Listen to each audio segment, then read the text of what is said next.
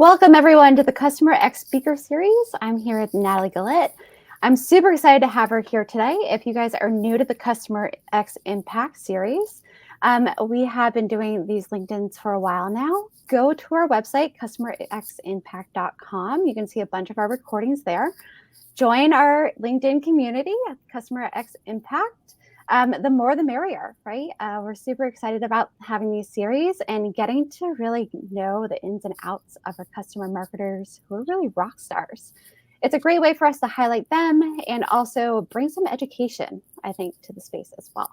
So really excited about that. We also have our CustomerX Impact Awards, which is going on, and we'll be announcing the winners live in person at our CustomerX Con. So my name is Becky Sesko. I am the Marketing Program Manager of Awards here at Trust Radius. I partnered with Slap 5 to bring on the CustomerX Impact Awards so that we could really showcase our CMAs in this space. So love that, but definitely going to bring it back now into our agenda for supercharging the power of your customers through advocacy, lifecycle, and growth marketing. So I'm here with Natalie Gullatt, and she is the president of Black Marketers Association of America and Customer Lifecycle Growth Marketing at Perceptics. Welcome, Natalie. Thank you so much for having me. I'm so excited to speak with you today and talk all about customer marketing. Perfect. We're going to be covering several different subjects today. So we'll go over customer-centric strategies, we'll go over skills for success, customer retention challenges, and then trends and future outlooks. So we'll bring out that crystal ball and get into that as well. We will have time at the end to go through some Q&A, but if you have any questions that pop up in the middle, please don't hesitate to ask them and get them started. We'll try to get them as a first come, first serve type situation.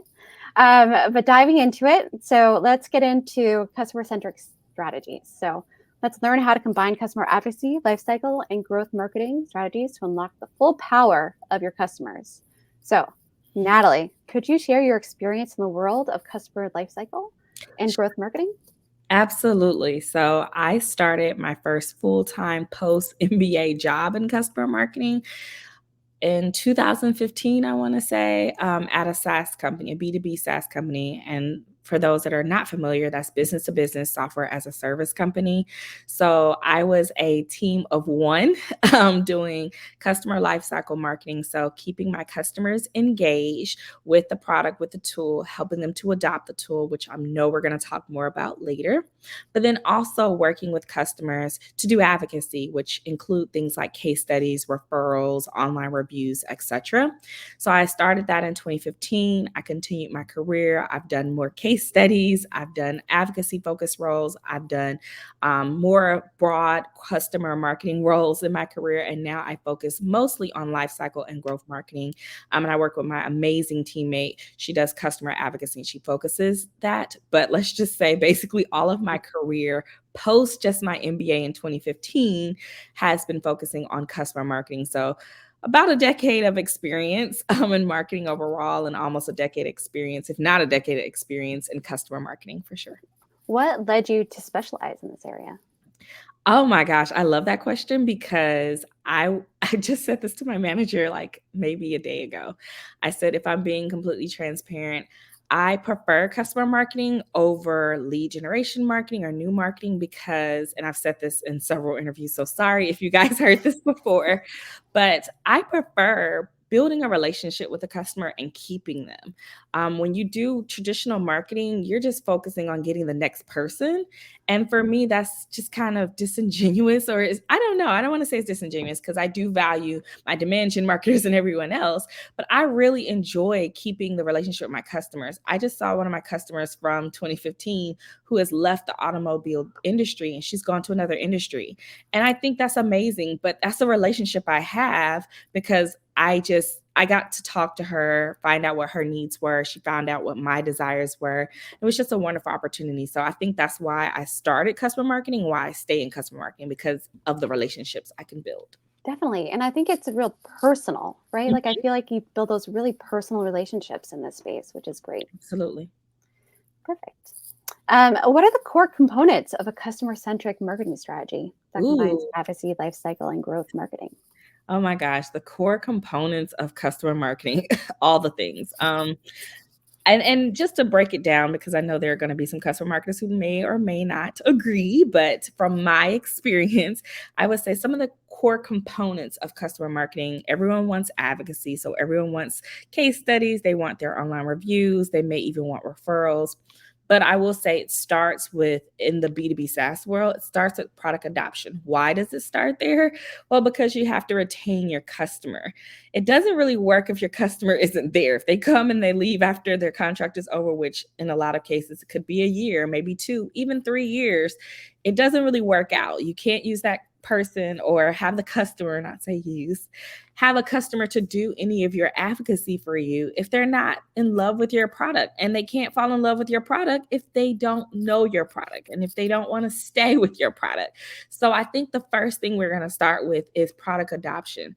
Getting your customers to know how to use your product is going to be so essential, so important. I think that's going to be one of the main components.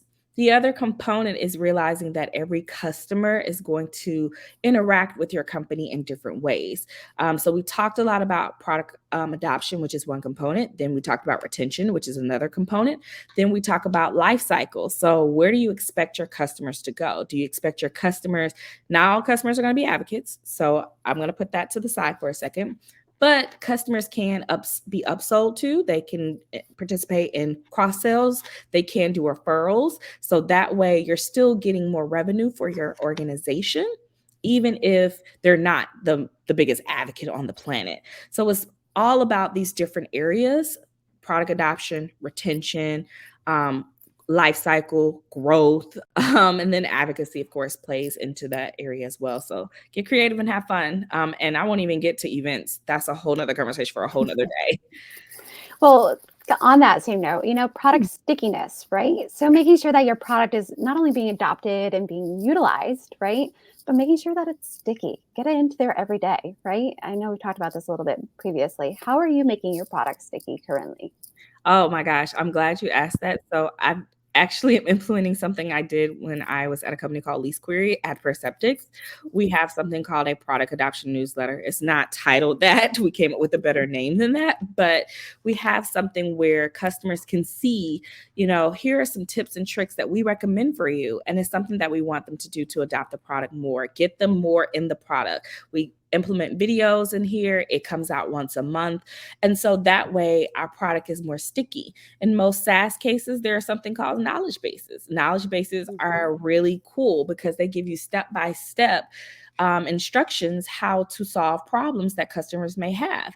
And then you can reuse that content into your product newsletter and distribute it. So we work not just in marketing to make sure the product is sticky. We have to work with different departments. So we have to work with our customer success team, have to work with the product team. We work with so many different people. And me personally, I think customer marketers are probably the most talented marketers you're going to have because they have to work with so many different people. They have to work with the core marketing team. They have to work with sales. They have to work with customer success. They have to work with product. It's really important to have all those skills, not to get into a deep dive there, but I do think it's important for stickiness to make sure that your customer success team is supporting you. And again, to that point, communicating that to your customers. And we do that through our product adoption newsletter. Can you provide examples of companies that have successfully implemented these strategies and are enhancing that loyalty and that growth? I don't know if they're still doing it, but I know that one company that did it was Marketo before. They used to do it. I know that because I worked with a company at the beginning of my career that used a tool called Influitive. And Influitive is a really good tool for customer advocacy. And so we used to see what other clients would do for Influitive. And Marketo, I was a fan of Marketo, even though I have not used Marketo a day in my life. But I really enjoyed watching how they got their customers really involved and really using the product. And Marketo, quite frankly, is complex anyway. Having seen Marketo quite a few times, it can be a bit of a challenge. So to get your customers to really love Marketo, I think is brilliant. And to see them do that really well, I think, and Marketo, of course, was, I believe, acquired by Adobe some time ago. So, of course, Adobe gets the benefits of learning all of those pieces. So I'll say that's one company I think that does a really good job with stickiness. I used to work at HubSpot not too long ago. And so I think HubSpot does a really good job between not just its academy, but their success teams, as well as their customer success managers. And I say this having been an employee and still currently a customer of HubSpot. They do a really good job of product stickiness that I think is really important. Yeah, I feel like HubSpot has that like seamless feel to it. Mm-hmm. You know what I mean? For sure. Great. Let's move into skills for success. So Sure. discovering hard skill and soft skills for hiring managers looking for customer-centric roles. So Natalie, you mentioned that you understand that what hiring managers are looking for in customer-centric roles. Could you elaborate on the hard skills that are in demand currently? Absolutely. And I know I mentioned that a little bit earlier in terms of like hard skills. And so I mentioned that you have to work with different teams as a customer marketer. So of course that means you're going to probably have multiple projects going at once. So project management is going to be very essential. I think that's important for any marketer, but it's even more so important in the customer marketing world, because when you're partnering with these other teams, you're going to have to remember how to juggle all of these projects at once. So I think that's going to be super important to remember. You're going to need project management skills. And I'm not saying you have to go get a project management certification. If you want to, you can, but I don't think that's necessarily needed. You just have to be able to use some of the tools. At my current role, we use Monday.com. In my past roles, we use Asana or Basecamp or Trello or something that keeps track of that. So I would definitely recommend project management. Other skills I would have to say is learning your data. I'm not saying you have to be a super data person, but you have to understand how to read your data, because when you want to be customer centric, you want to know what your customers are saying, being able to recognize what your customers are wanting, how to prioritize. You have to know how to prioritize all the things you're working on, hence the project management, but you have to know how to read the data and be able to act upon that data. And so I'll say the third skill is strategy. I don't know if some people are going to consider that a soft skill or not, but being able to take the data and create the strategy for it, making sure that you're like, okay, if we're going to do a customer campaign, we're going to need to have some strategy behind it, which includes some of that data. And what do those pieces look like? And how do you measure success? And how does that move forward? Qualitative success and quantitative success are going to have to take into account. So I'll say the three hard skills. There are more skills that you're going to need, including being able to write, and some soft skills that you're going to need as well. But I'll say the top three that I can say off the top right now: project management, data analysis, and being able to read it, and being strategic, I think are going to be the top three. Definitely. I mean, prioritizing at its best, right? It's one of those things where like figuring out which things move this and how to move that needle forward and how can I get that ROI back, for sure. So I agree with that. Definitely. What are some of the soft skills? We talked about the hard skills. What about soft skills? Yeah. Sure. Great. Because I know I mentioned that about soft skills. I will say the number one, and I'm sure everyone has probably heard this before. I said this in an Intuitive podcast episode. I talked a lot about empathy. Leading with empathy is super important, because you have to understand where your customers are. Like if they're doing something that is going to conflict with, for example, doing your advocacy or doing your events that you're doing for customers, you have to understand and be able to work with them and say, okay, what is something I could do to help them? Empathy is one. Two, being able to lead up and have leadership skills. And so I don't mean just managing people. That is going to be important because you're working with these different teams. So again, customer marketers, they tend to naturally figure out how to manage, at least really good, successful ones. But you have to know how to lead up, because in a lot of cases, at least from my experience, again, customer marketing isn't super, super old. It's relatively experienced customer marketing is relatively out there for some time, but it's not one that I've seen a lot of people know about. And so sometimes you're going to have leaders who are either CMOs or senior VPs that may not have the customer marketing background or experience that you have. And the way you treat customers is going to be a little bit different than how you would treat a prospect. And by a little, I mean a lot.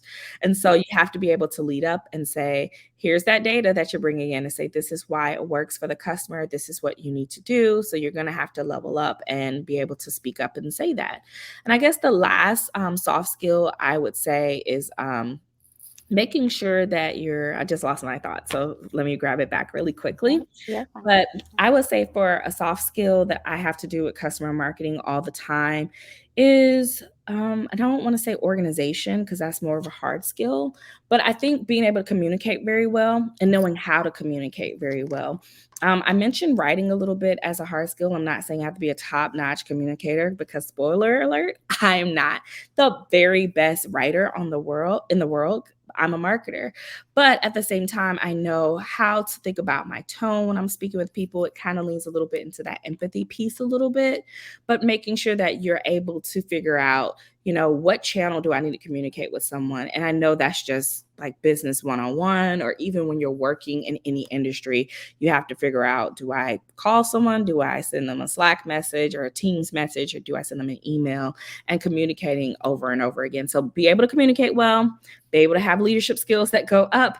And then lastly, make sure that you empathize with your customers are going to be the top 3 soft skills. Great. What are some great ways for people to build those experiences?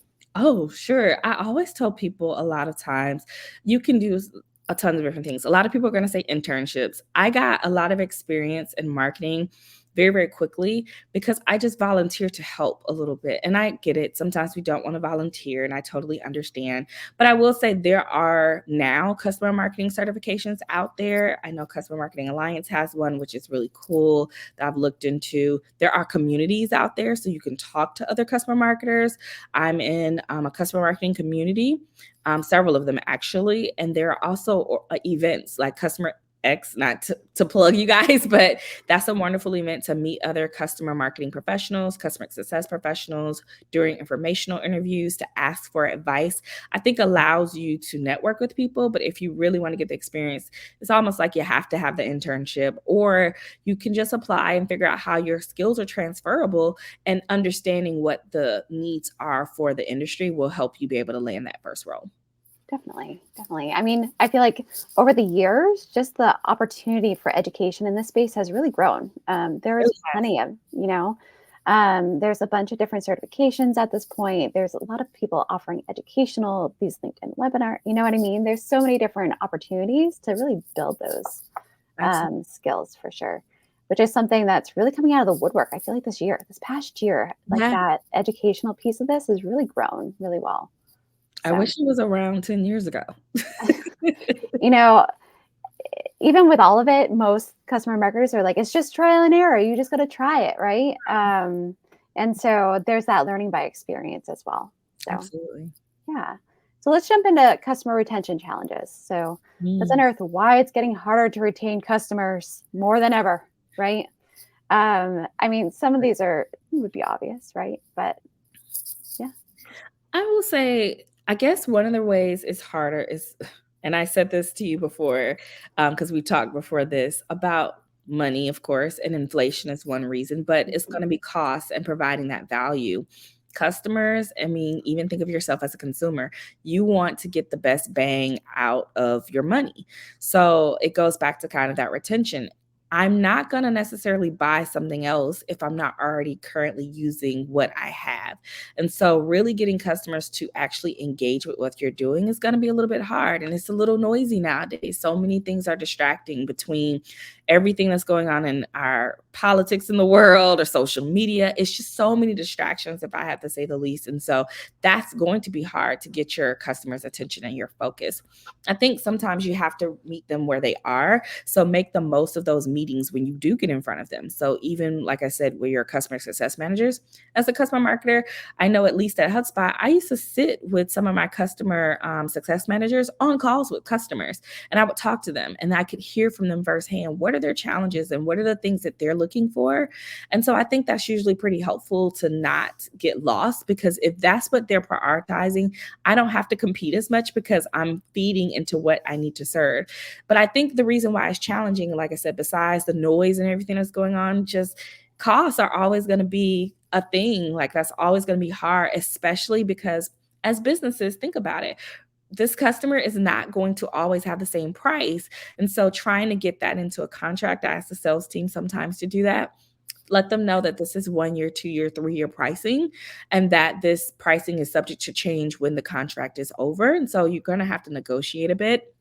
And sometimes sales teams don't want to do that because it can affect how fast their deal can close. But definitely thinking about like, okay, you know what? I know cost is going to be a factor. Can we make sure you put this in the contract so they're aware, like, hey, this is just, a deal at this moment, or this is the pricing we have here, knowing that it'll go up, and going from there. But definitely costs are going to be a thing. And then just the noise of what's going on in the world right now is going to be hard. But to resolve it, essentially figure out what their priorities are, how you can solve their priorities so you can build that relationship, like I've said before. Yeah, definitely. So it's building use case for your value, right? And then providing a use case for their priorities, right? And how that equals to the cost, right? I think that's definitely one way of looking at it as well. What are some good strategies for businesses to get ahead of right now so they can get ahead of these trends? And you know what's so funny? I remember saying that as a customer marketer, when there is a recession or anything like that, customer marketers are pulled on all the time because they're trying to essentially keep all their customers. And so for me, I think what's really important is if you have new customers or prospects in the pipeline, go ahead and start with something like a drip campaign. I did this before because I reported to a customer experience leader, which was really, really helpful. We did a 4 email drip campaign. It says, welcome to the company and XYZ, and kind of give them an intro and say, here's your training that's going to go on, but we want to make sure we send you kind of an overview of what to expect to come. And so it's one of that reiteration, and then it gives them something that's in writing for them to reference. So, and then by the 4th email, what we would do is we would say, thank you so much for continuing to be a customer of us. Here are the resources you need. Here are all of the people that you contact. Here's their information. And of course, you can personalize it. So the customer success manager, the support link, if they need to submit a ticket and things like that. So we get ahead of that.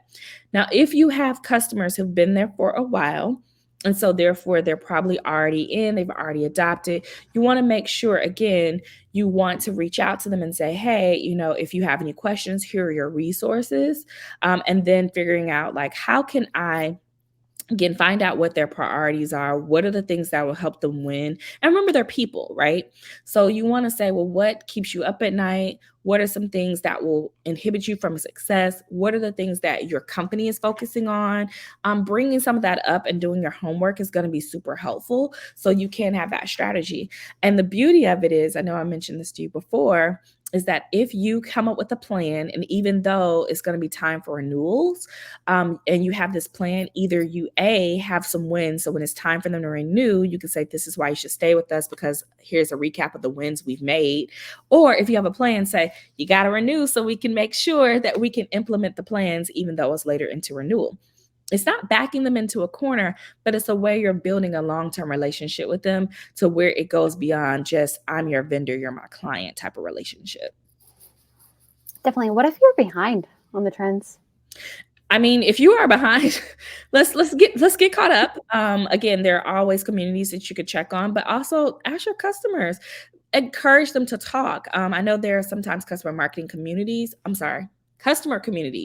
that a lot of companies implement. It does take some work. It does take partnership. It can't just be a customer marketer's job. It also has to be a customer success job.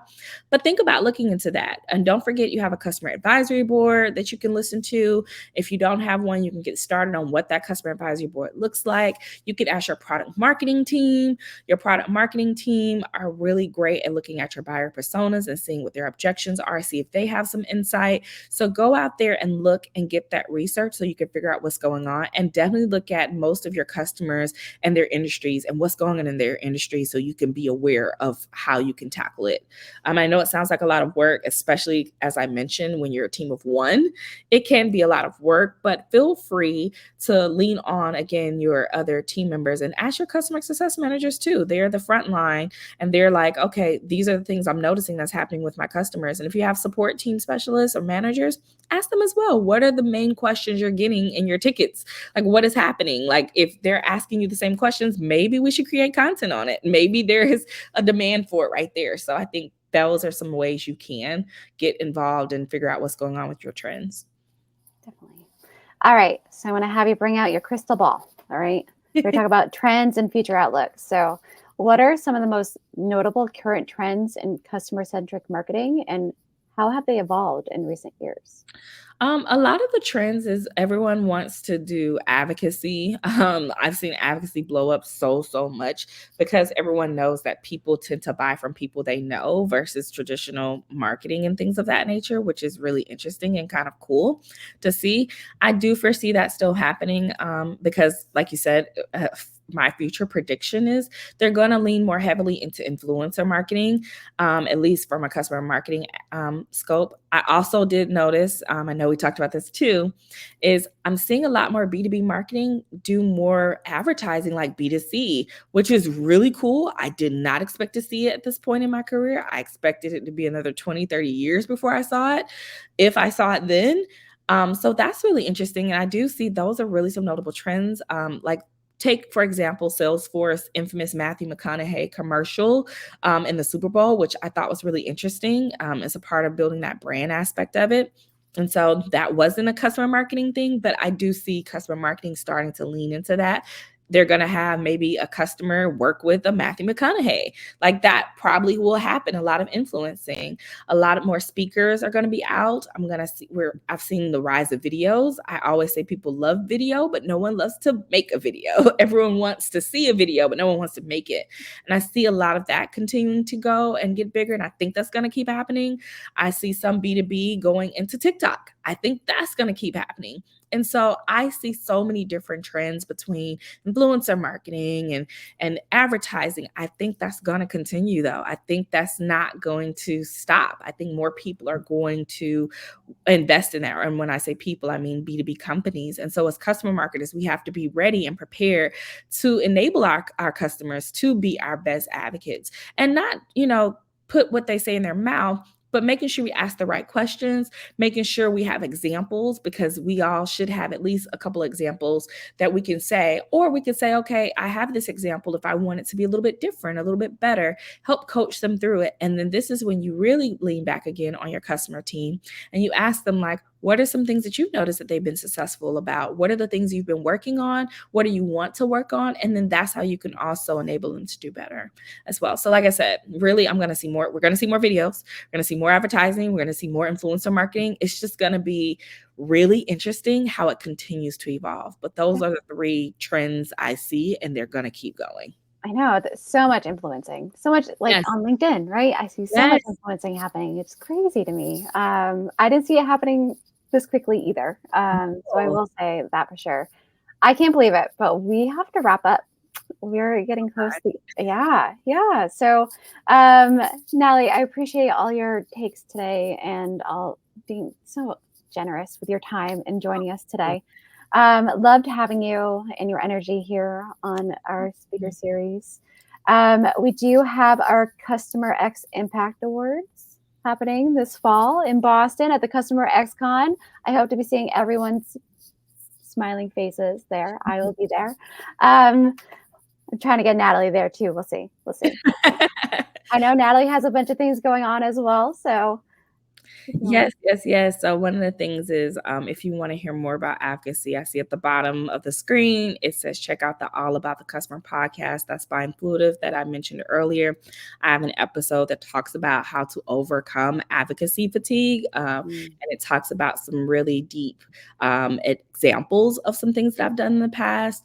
And then, of course, another thing I have going on, this Saturday, I will be in the DMV area at my Shades of Marketing event with Black Marketers Association of America, BMAA. Tickets are still on sale. You can get tickets the day of in McLean, Virginia, but at the bottom, blackmarketers.org/shades of marketing. That's all the information you need, from the frequently asked questions about the event, from the tickets for DMV, as well as our past places and where we'll be in the spring. So I love the opportunity to get with people who are interested in getting into marketing. Anyone can come. Everyone is welcome. Definitely want you all to come and see. It's all about crisis comms and working in tech. I will not be speaking on working in tech. I will happily talk to people about it, but I will personally not be speaking. I got some great Black marketers who work in big tech, like have worked at like DoorDash or Amazon, et cetera, in the past, and someone who's worked at Intuit and Capital One. So I think it'll be an awesome event, and I hope to see so many people there.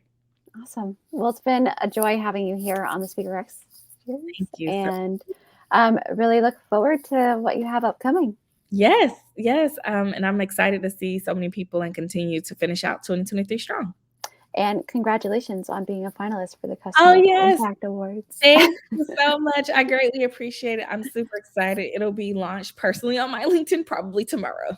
Yay. Well, congratulations. Thank you so much. Have a good one. You too. Bye.